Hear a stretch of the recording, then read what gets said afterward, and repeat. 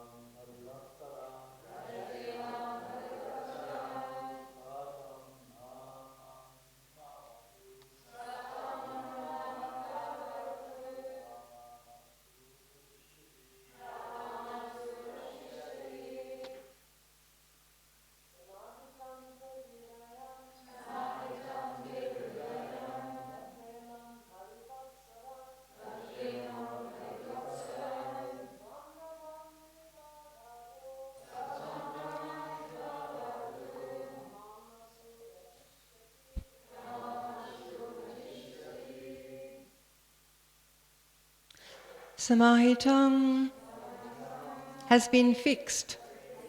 Te, your, hridayam, heart, yatra, on whom, on whom, I can't even see, it's sort of blurred.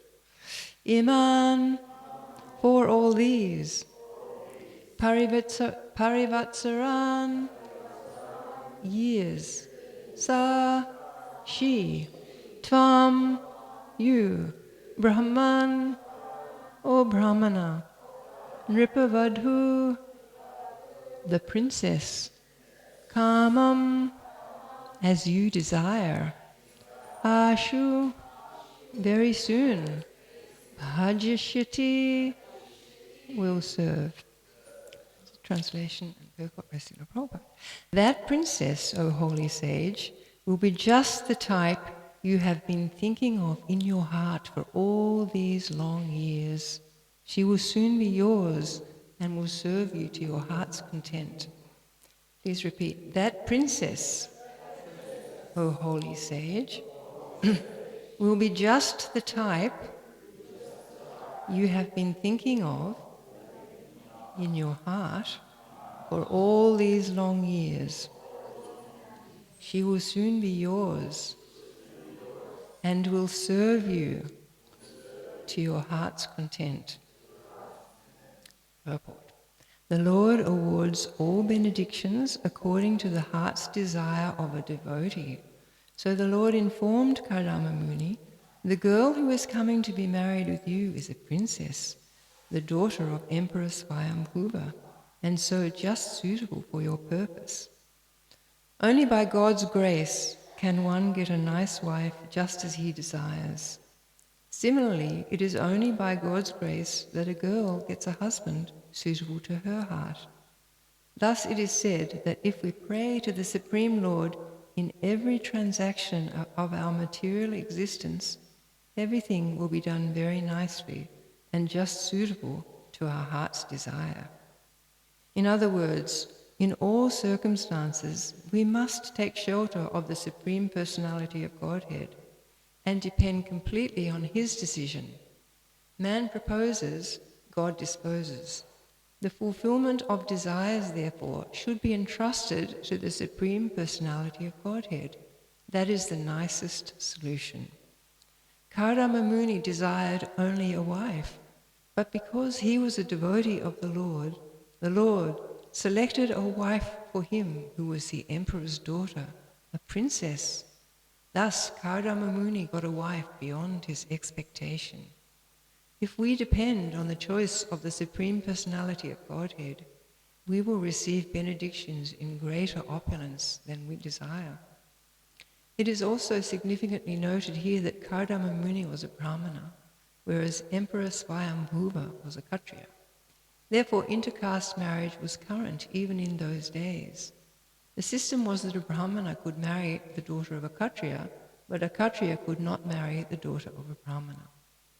We have evidences from the history of the Vedic age that Shukracharya offered his daughter to Maharaj Yayati, but the king had to refuse to marry the daughter of a Brahmana. Only with the special permission of the Brahmana could they marry. Intercaste marriage, therefore, was not prohibited in the olden days, many millions of years ago, but there was a regular system of behavior. So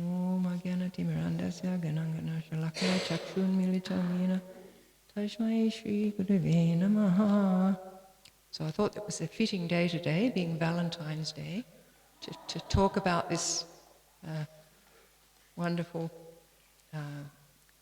message that the Lord is giving to Kardama Muni, that his heart is going to be completely satisfied. So there's so many interesting things about this verse and purport. For a start, it is very interesting that even though Kardama Muni was desiring, and the Lord says, you've had this desire so long in your heart, and yet he never swayed in his meditation. He was completely fixed in his meditation, even though that desire was there. And he kept it deep because it wasn't the time. And I was thinking that Srila Prabhupada also, his Guru Maharaj wanted everybody to spread the movement to the Western, to everybody all over India, and he did want devotees to go to the West. But Srila Prabhupada kept that deep in his heart, and he spent that lifetime in preparation, knowing in the future that that flower would open. So Kardama Muni also, he was very patient, and he went on performing his meditation for 10,000 years, but that desire was quietly there, not disturbing him. So here we have, just imagine Lord Vishnu standing in front of you, sitting in front of you on Garuda's shoulders, totally effulgent, totally beautiful, full of all the perfection of qualities. And there he is with this speech. He speaks. When he speaks, it's like nectar, just hearing the voice of the Lord. And he's telling Kardama Muni such a wonderful thing that, she's going to be a princess. She'll be just the type you've been thinking of in your heart. She'll be yours and she'll serve you to your heart's content. You'd think you'd just sort of die of happiness just to hear those words. It must have been pretty amazing for Kardama Muni. So, Krishna, of course, knows the inner heart's desire of everyone, and he knew Kardama Muni's desire, and he knew that his motive was very excellent. So he wasn't desiring a particular woman and thinking about that woman. He was just desiring that in the future he would like to have a qualified partner. So the Lord so much fulfilled that, just like when Dhruva Maharaj, he said he wanted a kingdom greater than his fathers and grandfathers, but the Lord gave him a whole planet. Like that planet of Dhruvaloka is like a spiritual planet in the material world. He gave him so much. And even when he said to him, oh, well, now I don't want it, I just want you, still he made sure that he received what he had wanted. And so even though Kadama Muni, now he's seeing the Lord is going to continue with this process until he's set up with this wonderful devotee, Devahuti. So Srila Prabhupada states there that a good spouse comes by Krishna's grace. And then he asks us to pray for anything that we want to Krishna. Like we're fortunate in the sense that we've been taken birth in the Western countries and we don't have so much understanding or faith in the rituals to demigods. So it's not like, devotees, when they want a good wife, I think you can't remember who you pray to for a good wife. But devotees, they ask Krishna, and that's what Srila Prabhupada is advising here. You go to Krishna for everything. After all, there's nobody closer to you within your heart than Krishna. And even the demigods, if you go to the demigods and ask for something, they then have to go to Krishna to get sanction for it. Krishna has to sanction it.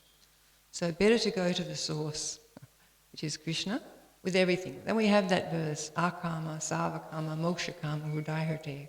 So whatever desire you have, whether you've got no desires, whether you've got all desires, whether you want moksha, go to Krishna.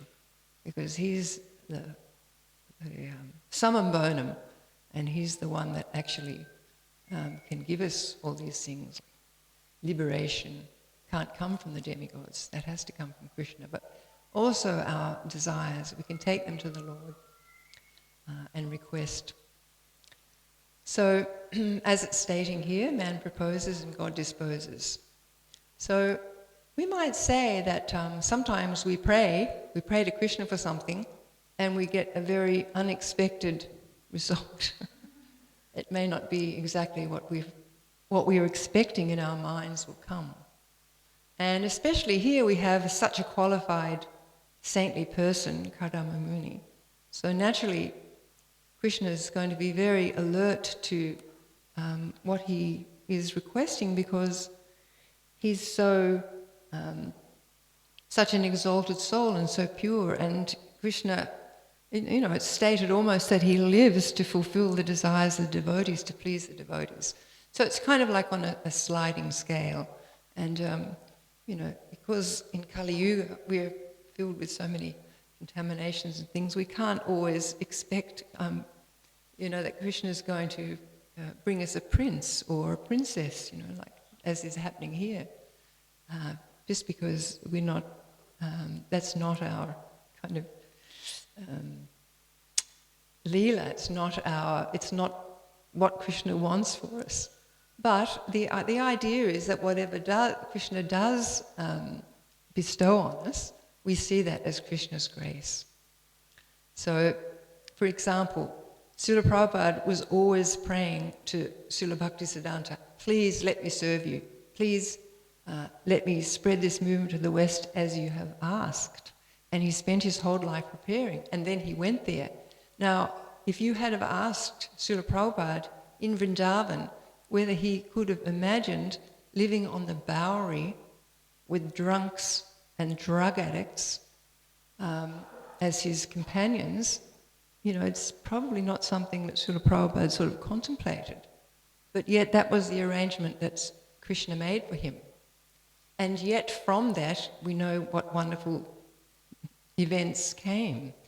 I've just got to tell one story in the Prabhupada memories. It was actually Prithu saying this, the father of Muddy.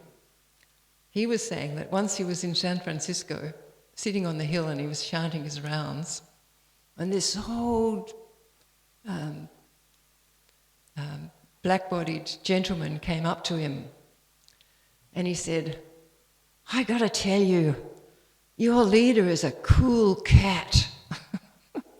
And Buddy was like, "What?" He said, "Yes," he said, "I was living on the Bowery when your leader was living on the Bowery." He said, "And he was just a cool cat." Because he was completely unaffected because he was connected with Krishna. So sometimes we may desire things and they, when their prayer gets answered, it's kind of not what we expected. But that's also Krishna's grace, and he knows what's best for us.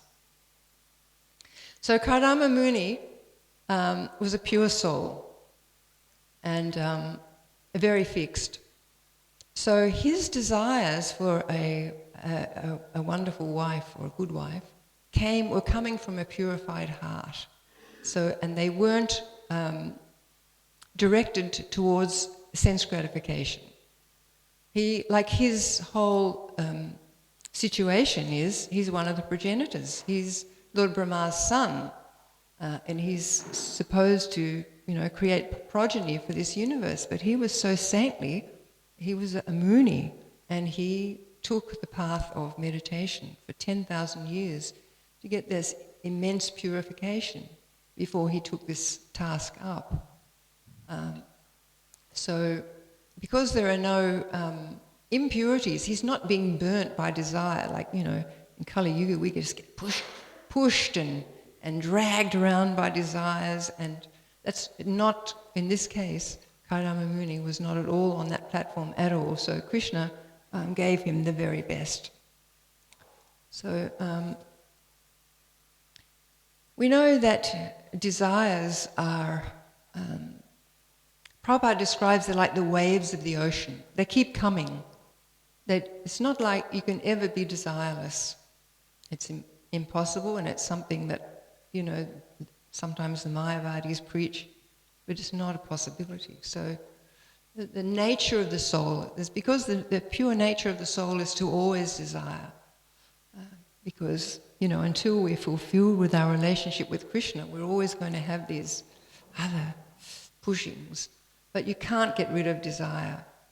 So the idea is that because we have the mind and we have the intelligence, we use that intelligence to dovetail. So it's such an interesting word, dovetail, and you just don't hear it. Where do you read that word, dovetail?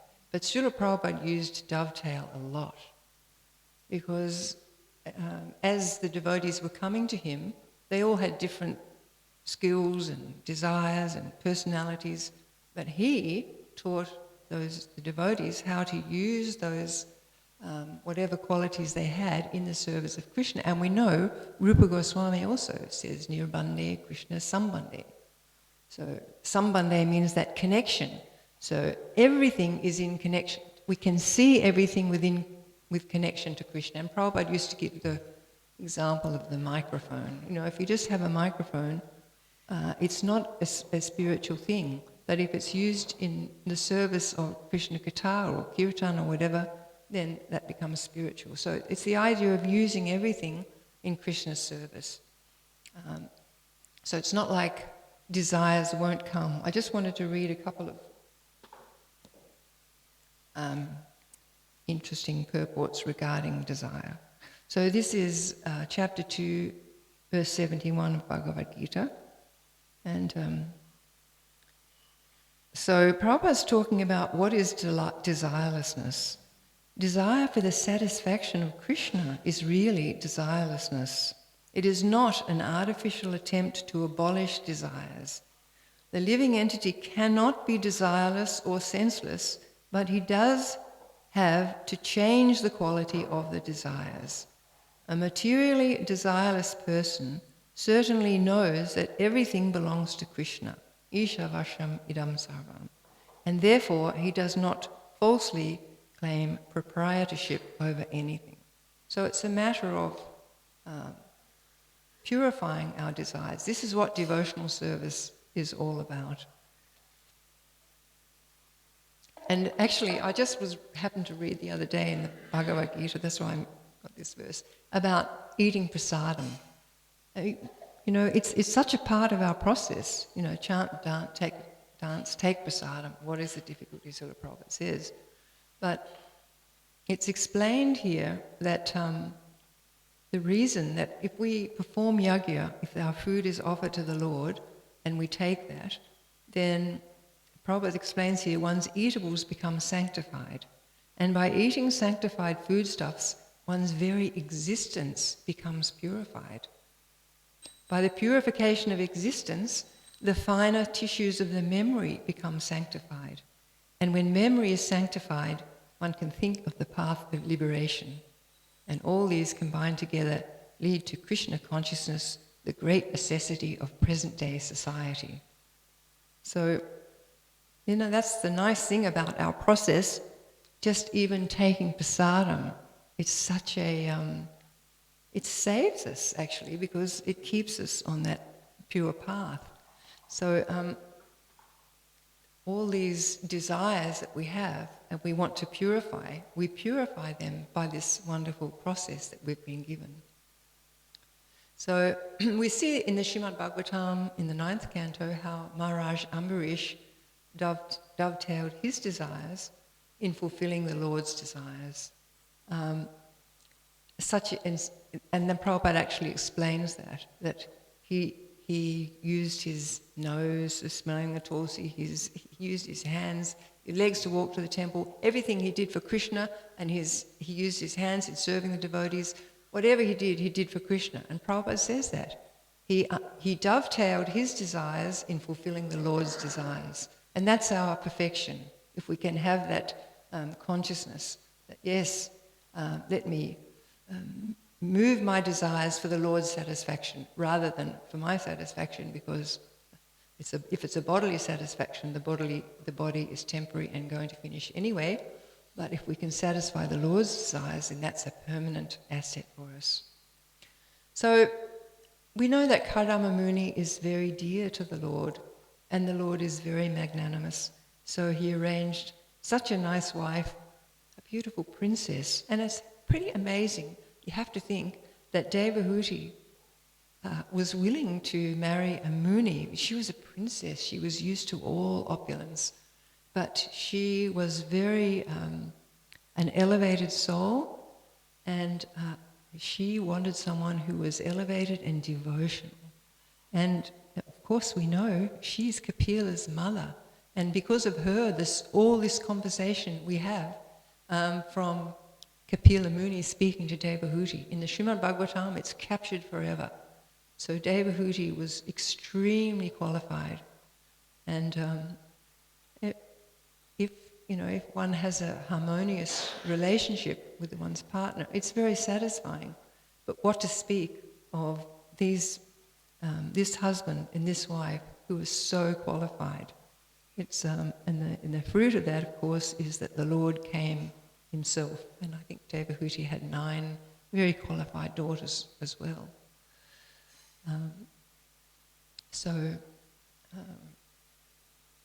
So in our case too, we can see. I couldn't find where this quote came from, but it was Srila Prabhupada, and he was talking about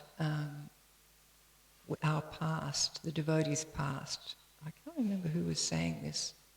Anyway, he said, "Your past is all black," and he said it 3 times in that conversation. Your past is black, all black. It was very strong. And yet, somehow or another, we've been given this life where we have, so much wonderful facility and such unexpected good fortune comes when you take up Krishna consciousness beyond our expectations. Just like Kardama Muni got a wife beyond his expectations, we get a life beyond our expectations. And for myself, I think, where do these pious grandchildren come from, considering my background? And it's just an amazing thing how, Krishna, how that purification happens, and how Krishna does, can fulfill your desires way beyond your expectation. So the idea is that we use our energy for Krishna's pleasure. Otherwise, this was in another talk that Prabhupada was giving, and he used this word twice. Otherwise, if we're using our senses for ourselves, then that is demonism. And he said it again later. That is demonism. So, the Lord's energy, everything's the Lord's energy. And if we're taking that energy to enjoy our senses, then it's stealing, it's stealing that energy for our gratification. So, as we know, we shouldn't steal, and thieves will never become happy. So, in this purport, so another point in this purport is that Karama Muni is a Brahmana and Devahutis is from a Kshatriya family. And it's explaining there that there are regular social customs. And in this case, because she was a Kshatriya's daughter, she could marry a Brahmana. But the other way around didn't work unless, you had special permission. So everything was very ordered in that Vedic system. And, these examples are wonderful here that we have for posterity. But now, of course, it's Kali Yuga, and all this whole social structure that was there is right out the window. But we have this fantastic history, and we know that it works, and it worked for thousands and thousands and thousands and thousands, hundreds and thousands of years. And it's only now in our little bubble of Kali Yuga that we're stuck in that things have gone awry. But anyway, we know that also that Srila Prabhupada has said that the Golden Age is going to come, and it's kind of like a magic thing now that we've got a devotee head of the security in the American government, Tulsi Gabbard, sworn in. And even the vice president is a vegetarian, and his wife. It's this kind of things that, you wouldn't really expect all these things, but, there are many changes going to come. So for us, because we haven't got all these social systems, we have Lord Chaitanya Mahaprabhu, we have Lord Nityananda Prabhu, we have the Holy Name, we have, all these are our worshipful deities. The Holy Name itself is a worshipful deity. You can also worship Srimad Bhagavatam, because they're all non-different from Krishna. So I just wanted to read a little bit, one purport about, this is in the Chaitanya Charitamrita Adi Leela 14, text 55 in the purport.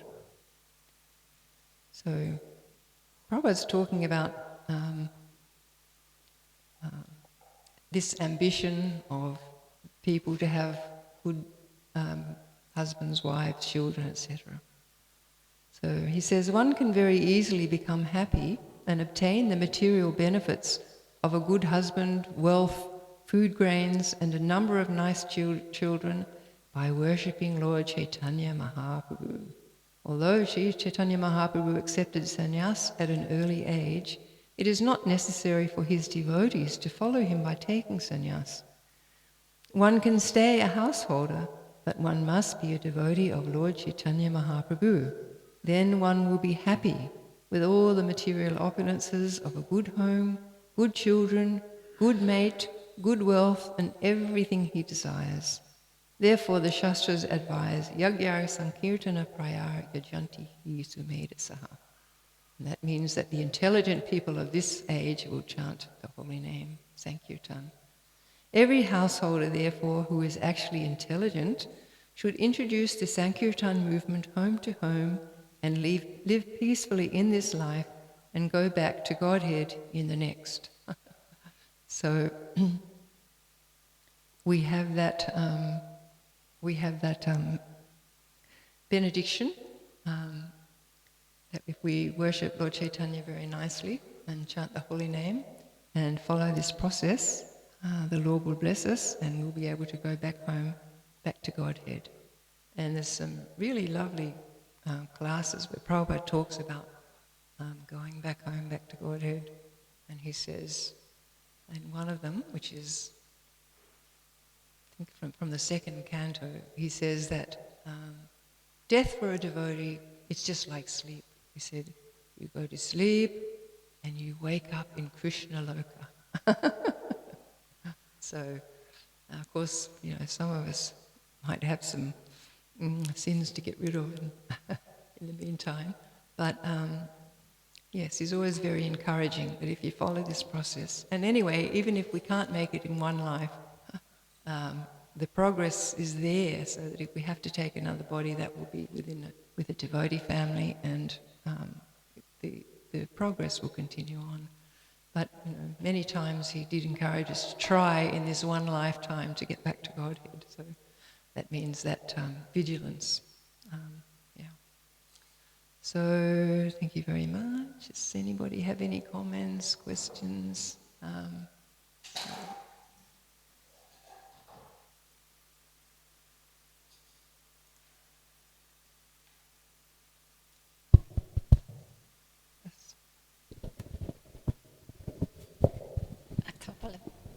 A couple of questions.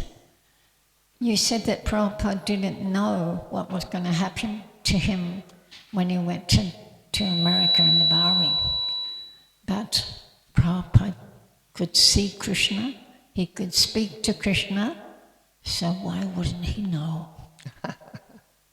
That's one question. Yes. Yeah. Okay. Well, when I was even saying that, I was thinking he could have known, but also sometimes we know that there were times when Prabhupada said, well, why didn't you tell me, So, but of course we also know that he saw that there would be temples, schools, farms, etc., etc. But I was just thinking whether in Vrindavan he was contemplating that kind of contamination, because it was pretty shocking, for a holy sadhu from Vrindavan to arrive into such a contaminated space. And I don't know if he saw that beforehand, whether Krishna kept that from him. I seen it in 1975, when you were there, when we met. How different Vrindavan is then to now. Yeah. But when Prabhupada left, all the temples in Vrindavan, after some time, they went, our Srila Prabhupada, our Srila Prabhupada. He showed us all how to have a beautiful temple. And the whole of Vrindavan changed, didn't it? They all looked at Krishna Balaram Mandir and how we dress the deities, everything, all the jewelry, and all of a sudden, you go now to all those temples, those deities are beautiful. Right? So, second question. When you said Prabhupada said demonizing. Demonism. Yeah, Prabhupada could be quite heavy. He said you have to be very careful, especially the leaders he said this about. He didn't say, you're my disciple, no, you can do nothing wrong. No, he said, if you don't make the right choices, you have to come back in your next life and you'll be punished. So we have to be very, very careful. We're going to be very careful about what we do, what we think, because we want to go back home. Prabhupada said it to me. He said at my initiation, he said, don't be afraid. If you follow this process, you'll go back home, back to God at the end of this life. But I could think, I could do any damn thing I like because I'm going back to God at the end of my life. But no, you have to make the endeavor. And because Prabhupada said demonizers and demons, sometimes devotees say that too. They say, oh, you did that, you're a demon. And I think, my God, how can you call someone a demon? It's just like when I met a Christian man in Byron Bay one time, and he says to me, does it matter to you if I tell you that you're following the wrong path? And I said, no. And then he comes to the market some years later in Bangalore, and he says to me, do you know, if you don't follow the born-again Christian, and you're going to go to hell. And I thought to myself, I wonder who's going to hell. That you can make such a statement. So, we have to be very careful that we don't use these words like Prabhupada could. He's a pure devotee. We can't go up to a devotee and say you're a demon, or to someone else. No? So we have to be very careful. Thank you. Prabhu. Okay.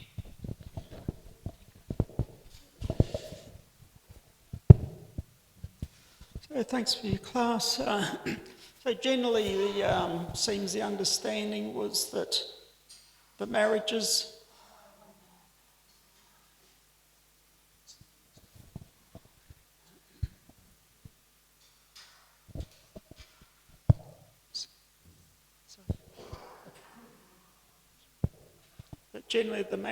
were between the same caste. So here we see it's a mixed caste, and Prabhupada seems to indicate it's not the norm. It's a little bit unusual, especially in the Vedic times. So in Krishna book, the story of Ramahashna and Balaram, Prabhupada mentions that like two different types of marriages. The Brahmana man married a Kshatriya woman is like this arrangement is okay. I think Aniloma it's mentioned, but for a Kshatriya man to marry a Brahmana woman, Pratiloma, he almost indicates that sort of condemned, and that's what Ramahashna, he was a son of that arrangement. Right. And basically Balaram killed him thinking he was unqualified to be speaking Bhagavatam. So I'm just wondering how to understand that. Why is an arrangement like that so bad? I have no idea really. I don't know the Vedic system. Yeah.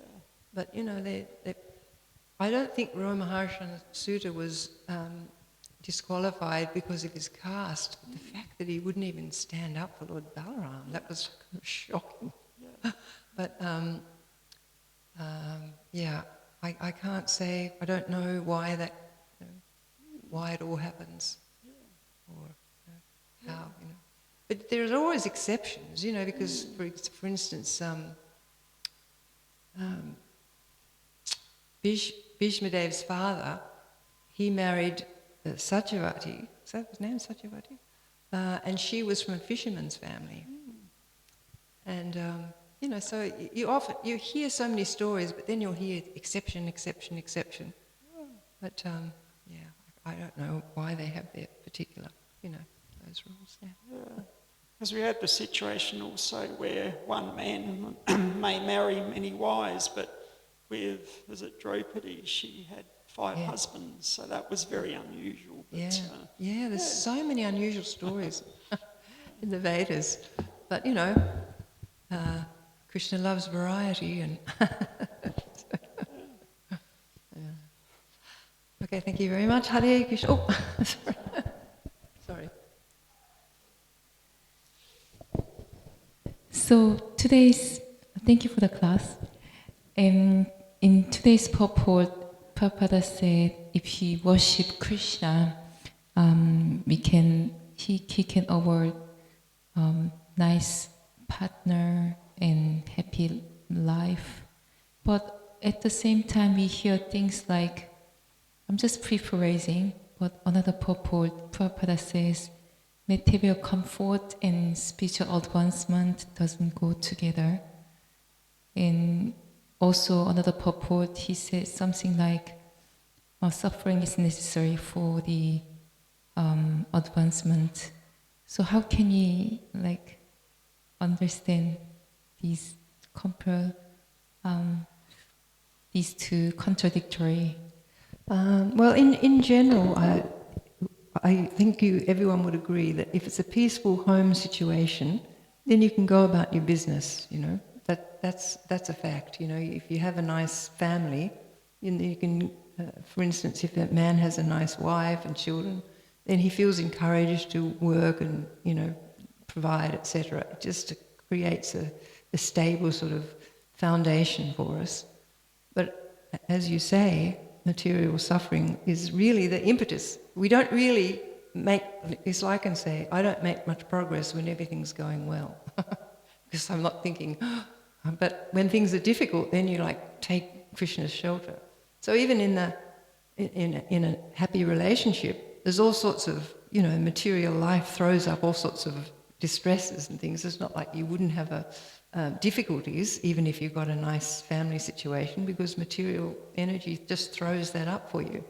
But it's not something you seek. Most people seek to have a harmonious sort of family life because they feel it's conducive for whatever they're doing. And I don't think there's anything wrong with that, but sometimes Krishna puts us in situations that are very fractious and we have to learn particular lessons from that.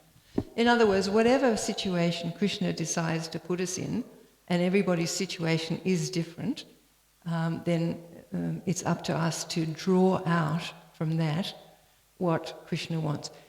Because we have this idea, well, actually, it's hard to have the idea of what full surrender is. But what full surrender is whatever situation we are in right now, that situation Krishna has set up for us to learn things and make progress from that. So it's not like, and Prabhupada so many times said, good, bad, it's all mundane, But whatever situation we're in, if we are just accepting, Krishna's surrounded me with these people, Krishna's surrounded me with these interactions, Krishna's put me in this situation, what can I gain from this? What can I learn from this? How can I see him here and accept everything that's happening as the benediction of the Lord? Because it's so easy to think, oh, I've got a nice situation, Krishna's grace. But as soon as there's difficulty, then we think, what's going on, Krishna? But no, actually that surrender is just whatever situation we're in right now, and the people devotees we're dealing with, and the situations that come up in interactions, is sort of tailored for us. And in that way we can have that love for Krishna, because he loves us, he wants us back, and he's creating this situation so that we can get close to him. So that, when you think about surrender, there has to be trust, that we trust that if I just, go with the flow completely, Krishna will look after me. And that sort of loving trust is there. But yeah, I don't know if that answers your question. Thank you. Okay, thank you very much. Hare Krishna.